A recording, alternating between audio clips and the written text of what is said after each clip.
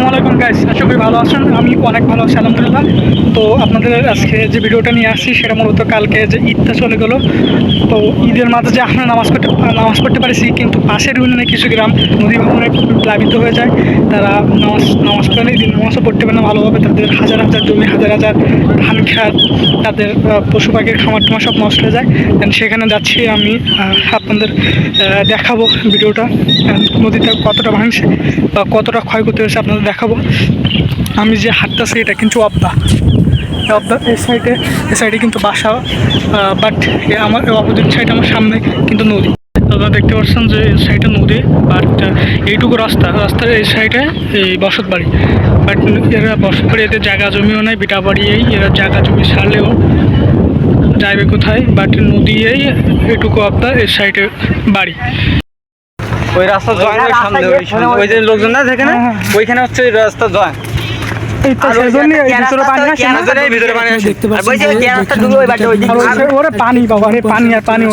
এখন নদীতে ভাটা বলে জোয়ারের যে পানিগুলো ঢুকছিল ভেড়ির এই সাইডে, সেই পানিগুলো আবার নদীতে চলে যাচ্ছে, বেরোয় যাচ্ছে। আর এখানে প্রচুর লোক আসছে কিন্তু এই নদী ভাঙর দেখার জন্য। আপনারা দেখতে পাচ্ছেন এখানে অনেকেই দেখতে আসছে নদী ভাঙর, পাশের ইউনিয়ন বা অন্যান্য গ্রাম থেকে আমার মতো অনেকে দেখতে আসছে এখানে নদী ভাঙন। আপনারা আমার সামনে যে জমিগুলো দেখতে পাচ্ছেন পানি সরাসরি করছে, এগুলো আসলে ঘের ছিল আগে। এই ঘেরে বাগদা চিংড়ি চাষ করা হতো।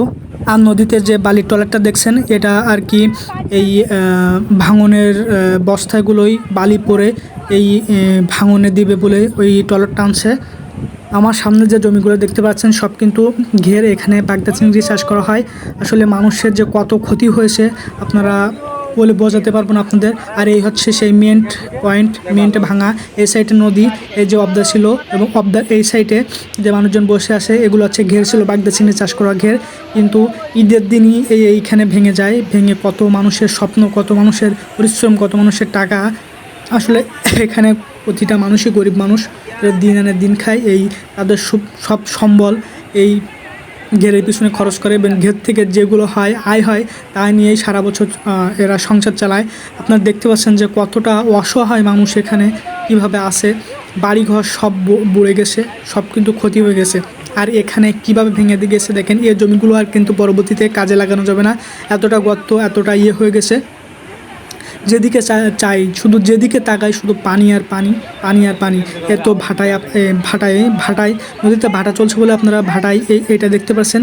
আর বাঁধের ওই সাইডে যদি আপনারা একটু খেয়াল করেন, মানুষজন কিন্তু এই বাঁধার জন্য কাজ করতেছে, কিন্তু এই অল্প সীমিত মানুষে কিন্তু এই বাঁধ কখনোই বাঁধা সম্ভব না যদি পানি উন্নয়ন বোর্ড বা উপর মহলের কর্মকর্তারা যদি না এসে অর্থ দেন, তাহলে কিন্তু এটা বান্ধব কখনোই সম্ভব না। আর এটা জোয়ারে যে কতটা খতরনাক, কতটা মিশ্র হয়ে ওঠে এইখানে, পানি কিভাবে যে ভিতরে যায় আপনাদের না দেখলে আপনারা বিশ্বাস করতে পারবেন না যে জোয়ারে কিভাবে পানি যায়।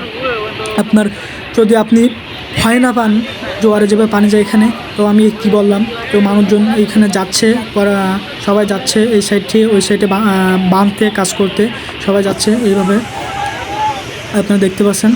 আর একটা জিনিস আপনাদের দেখাই, আপনারা দেখেন ওই যে কত মানুষ দেখতে আসছে। আপনারা দেখেন সামনে, আমি একটু জুম করছি ক্যামেরাটা, দেখেন ওই মাথা থেকে, এই যে মাথা থেকে দেখছেন কত মানুষ এখানে আসলে ভাঙা দেখতে আসছে। অনেক মানুষ এ সাইডে, ও সাইডে, মাঝখানে, আমার পিছনে, আমার সামনে আপনারা দেখতে পাচ্ছেন। অনেকে যে কেয়ার রাস্তা আছে সেই কেয়ার রাস্তা বানতেছে যেন পানি না ঢোকে এই সাইড থেকে এই সাইডে। এই রাস্তার জন্য এই সাইডে পানি আসতে পারে নাই, সেজন্য এনারা রাস্তাটা বানছে যে এই সাইডে যেন পানি না আসে, মসজিদ টসজিদগুলো আছে সেজন্য। আর সামনে দেখেন যে ঘের বা অপোজিট সাইডে এই যে ঘরগুলো, এই ঘরগুলো কিন্তু প্রায় একদম ঘরে পানি উঠে গেছে। এই সাইডে মসজিদ, এই মসজিদের জন্য পানি টানি না ঢোকে সেজন্য আর কি কাজ চলছে। আসলে যে কত